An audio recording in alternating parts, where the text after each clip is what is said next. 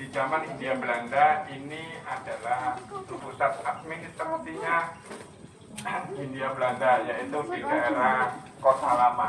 Kampung ini sempat kosong, terus rumah ini kebetulan akhirnya direbut sama pemuda dan pejuang di sekitar sini untuk dijadikan markas pemuda pada waktu itu.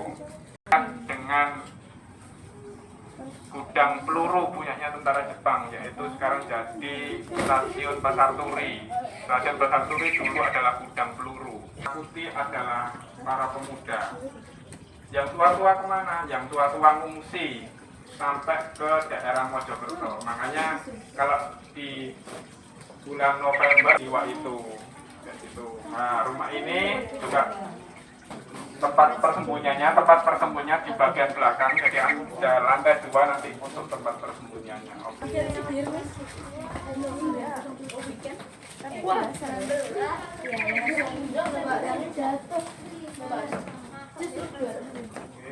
Jadi bangunannya masih asli, dikelola lagi, kemudian sudah dikelola sebagai kafe.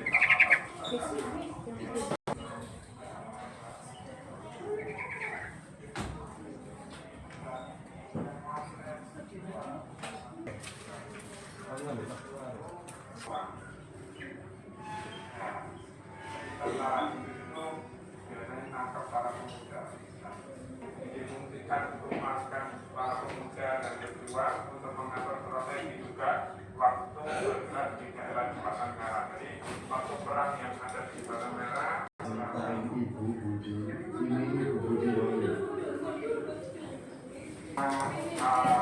menjadi kafe dan boleh.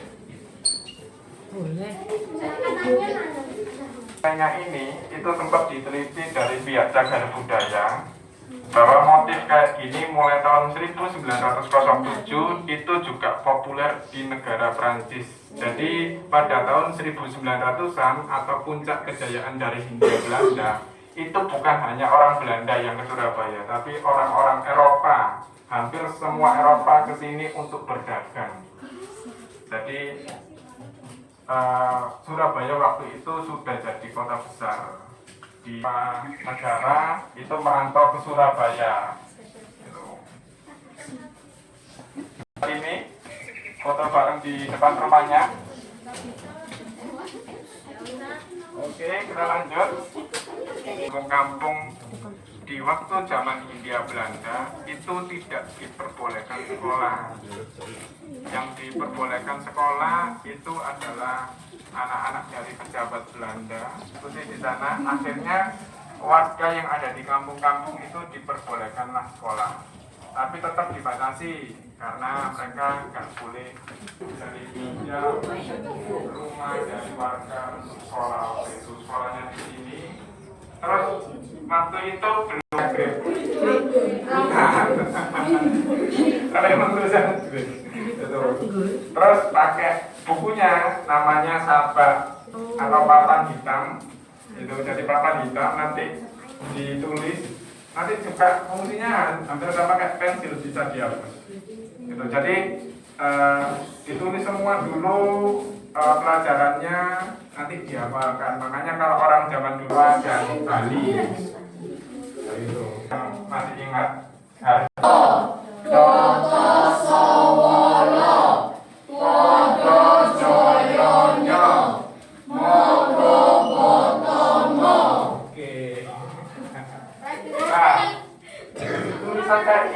tulisan kayak gini atau aksara kayak gini itu mungkin di negara lain ada.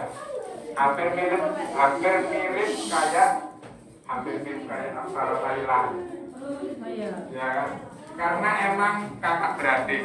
Jadi ada pertanyaan mengenai ini. Kita lanjut lagi.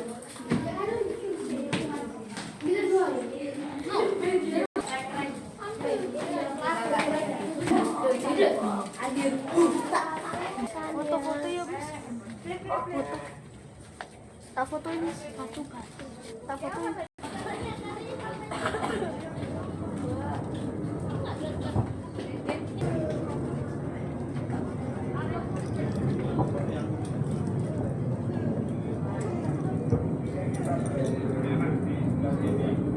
bawah tanah. Jadi dari kamar mandinya warga masuk ke selokan dan masuk ke beberapa filter sampai nanti benar-benar jernih.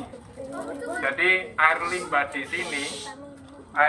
sini kita olah lagi supaya nggak terbuang sia-sia untuk siram-siram tanaman, cuci motor, dan untuk mini hidran. Misalnya ada keadaan darurat, misalnya kebakaran, ini juga bisa dimanfaatkan kayak gitu. Itu kita tanam di sebelah sini.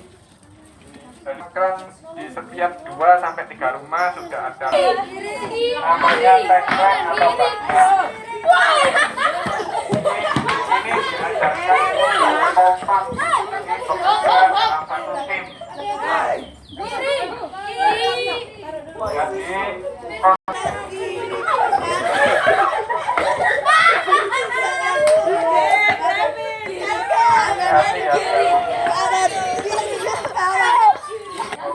sudah siap.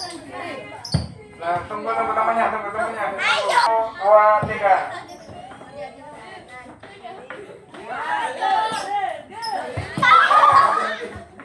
Harus kompak ya. Ini belajar untuk bekerja sama dalam satu tim. Nah.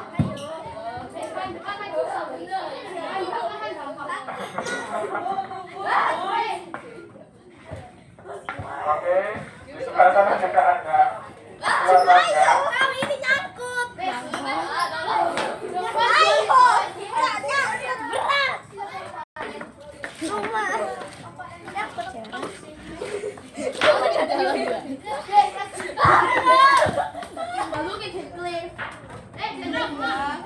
I'm so sorry.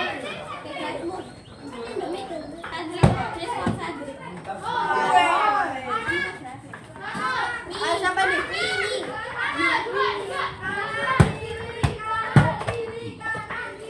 Lagi lanjut. Kamu lagi lebar lagi.